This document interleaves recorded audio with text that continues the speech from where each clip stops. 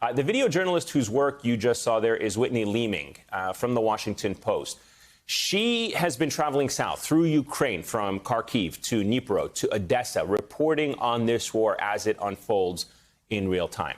Tonight, she joins us from the port city of Odessa in southwestern Ukraine, where people spent the day filling up sandbags and gathering supplies as they await what is being described as an imminent assault from Russian forces.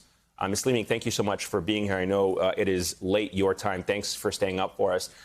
Let's talk about your paper for a moment. The Washington Post reported that the city is preparing, as you just said as well, amid unverified reports that a large fleet of Russian warships was heading towards the waters off of the coast. Can you just expand a little bit more on what you were saying? Have you heard anything about this from people you've been speaking to on the ground, or perhaps even officials that they are anticipating this? What is that based on?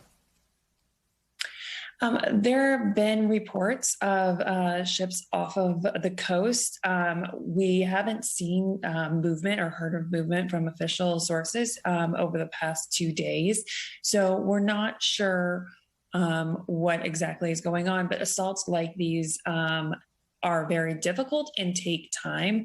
That time has allowed the city to prepare. We're being told that the beaches are completely mined. You can see when you come into the city, hedgehogs made to slow down or stop tanks and other type of cars all around the city, kind of trying to slow down any forces to let the citizens prepare.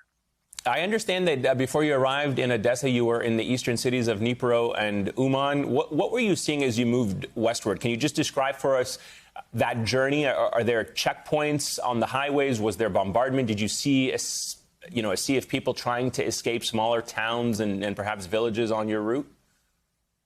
Yes, absolutely.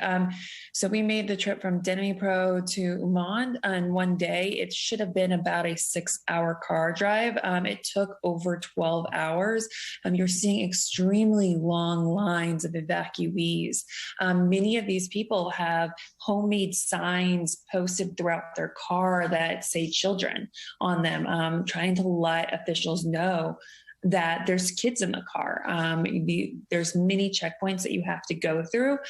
Some of these are controlled by the military and city and town police. Others are controlled by volunteer militia who don't have a ton of training and who are justifiably very jumpy.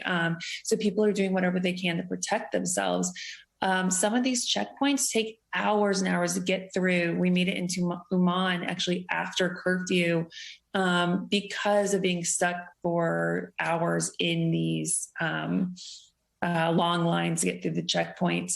You'll also, while you see huge caravans of families heading west, you'll see very few cars coming back east. And almost all of those cars are filled with what it looks like to be single men.